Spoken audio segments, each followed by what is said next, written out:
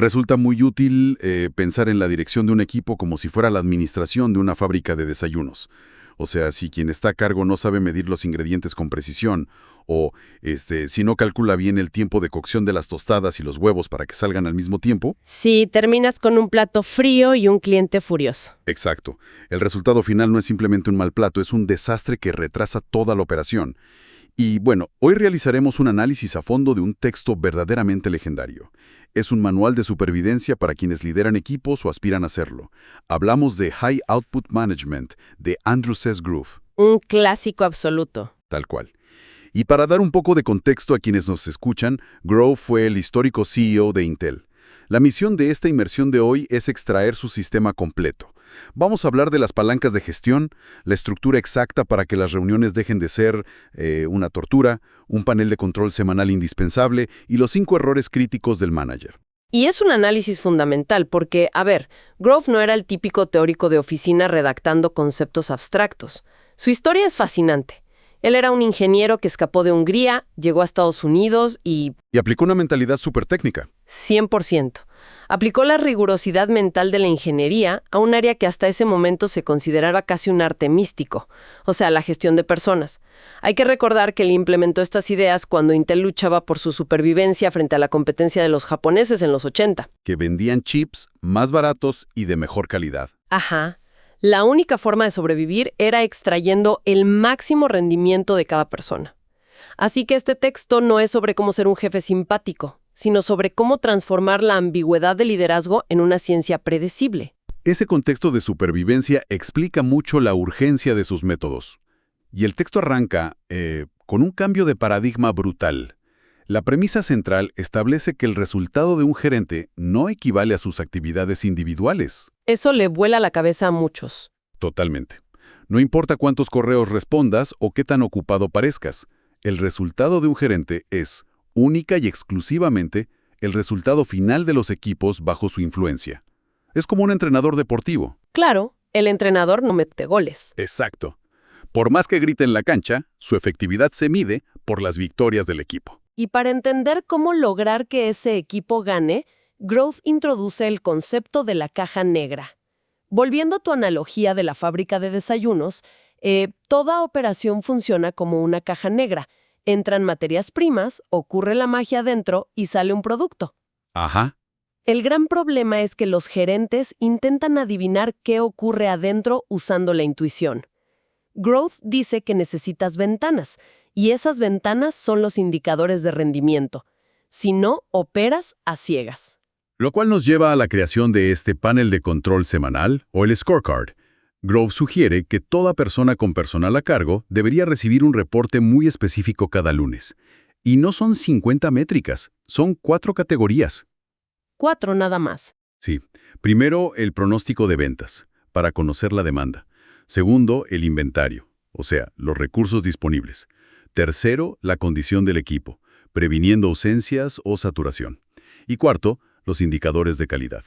Quejas, errores, para asegurar que la velocidad no destruya el producto. Y aquí el análisis se vuelve muy sofisticado. No es solo ver números. Hay una distinción entre indicadores principales, que son proactivos, e indicadores de salida, que son reactivos. Un indicador principal sería medir el tiempo de inactividad de una máquina hoy. Porque si falla hoy... Exacto. Sabes que la producción de la próxima semana se va a caer. Te permite actuar antes de que el cliente se entere. Pero la regla de oro aquí, y esto es vital, es que los indicadores jamás deben observarse solos. Siempre se emparejan. Claro. El emparejamiento es como manejar un auto y solo mirar el velocímetro. Te estrellas o quemas el motor. Tal cual. Si solo quieres bajar los niveles de inventario para ahorrar costos, el equipo lo va a lograr, pero dejará a la fábrica sin materiales. Por eso emparejas inventario con incidencia de escasez. Si el inventario baja, pero las quejas por falta de material suben, te pasaste de la raya. Tienes que mirar ambas caras de la moneda. Teniendo este panel claro, surge la pregunta del millón. ¿Cómo aumentas el rendimiento de esa caja negra sin trabajar 100 horas a la semana? La pesadilla del mundo corporativo. Sí. Y ahí entran las actividades de alta palanca. Acciones donde un pequeño esfuerzo genera un impacto enorme. Extraemos 10 palancas de este material. La primera es identificar el output real, alinear todo esfuerzo con el resultado final. Y una vez definido eso, pasamos al rendimiento humano, que es fascinante. Grove era muy binario con esto. Si alguien no rinde, solo hay dos razones. O no sabe o no quiere. Falta de habilidad o falta de motivación. No hay más. No hay una tercera opción. Entonces, las dos palancas siguientes son la capacitación constante y la motivación estructurada. Enseñar a un novato no es una interrupción, es la mejor inversión posible. Totalmente.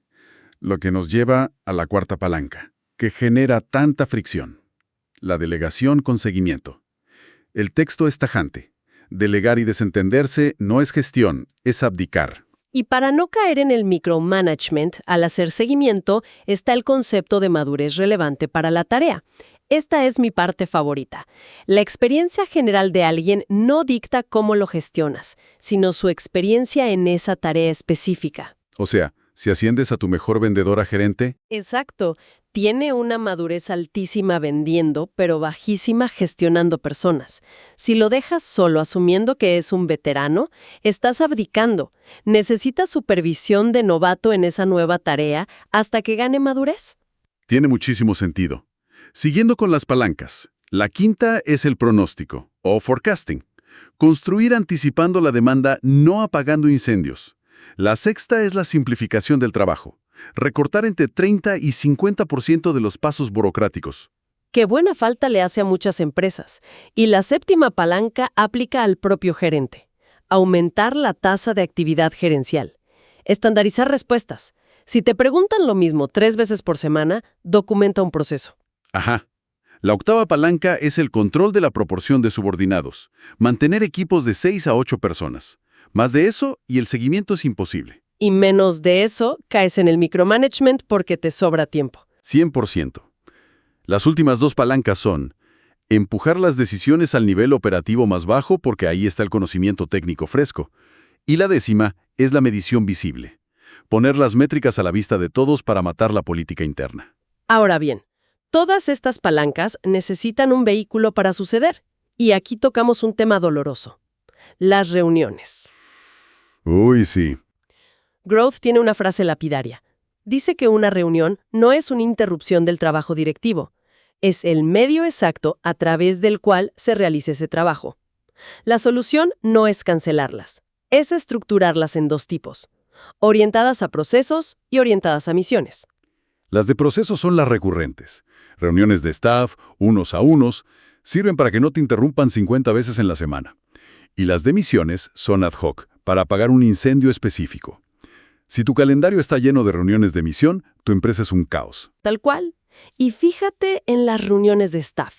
Hay un peligro enorme que Grove llama el síndrome del grupo de pares.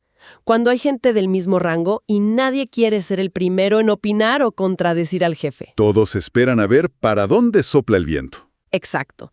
Y quien lidera tiene la obligación absoluta de destruir ese síndrome, premiar el disenso y obligar a la gente a participar.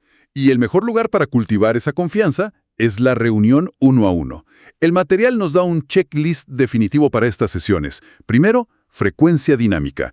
Un novato necesita reuniones semanales, un experto tal vez una mensual. Depende de la tarea. El segundo punto de ese checklist es revolucionario, la preparación dual. El empleado es el dueño de la agenda, no el gerente. El empleado prepara los puntos a tratar, cambia la dinámica por completo. Ya no es un regaño, es una sesión de trabajo. El tercer punto es el enfoque en la enseñanza mutua. El cuarto es la profundidad. Hablar de frustraciones, cuellos de botella, no solo revisar el estatus de un proyecto. Hay que raspar la superficie. Y el quinto punto del checklist, que separa a los grandes líderes del resto, es la documentación activa. El gerente debe tomar notas, fomenta la escucha y crea un registro de compromisos. Toda esta estructura nos lleva a la fase crítica, las decisiones. Grove propone un modelo de 3 fases: discusión libre, decisión clara y compromiso total. Y ese compromiso total significa que incluso si estabas en contra en la discusión, una vez que se decide, apoyas la ejecución con todo. Pero claro, en la práctica el ego se interpone. Y aquí el material lista los 5 errores fatales del manager. El primero es confundir potencial con rendimiento real. Premiar a alguien por lo que podría hacer, no por lo que realmente entregó en los últimos meses. Un clásico en las evaluaciones. El segundo error es el sesgo de recencia. Evaluar a alguien solo por el proyecto de la semana pasada, olvidando los 11 meses anteriores. El tercer error es la falta de preparación para el empleado. Una evaluación de desempeño jamás debe tener sorpresas. Si hay un problema, debió hablarse antes. El cuarto nos regresa a la caja negra. Reaccionar exageradamente a un solo indicador. Tomar decisiones por un número aislado sin ver su indicador emparejado. Destruye la confianza. Y el quinto error, que huele a política pura y destruye la moral, es el veto tardío. Uf, ese es devastador. Cuando el equipo invierte semanas tomando una decisión y a última hora llega un directivo que no participó y veta todo solo para demostrar poder. Anula el trabajo de todos y garantiza que nadie se esfuerce la próxima vez. Para evitar todo esto, el texto nos da una regla simple para interactuar. Las 3 L en inglés. Level, listen, leave yourself out. O sea, ser franco, escuchar activamente para asegurar que entendieron y dejar el propio ego fuera de la sala. La revisión es sobre la otra persona, no sobre el ego del gerente. Ver la gestión con esta disciplina lo cambia todo. Y para quienes buscan aplicar esto de inmediato, el material sugiere un reto de 7 días. Es muy táctico. A ver.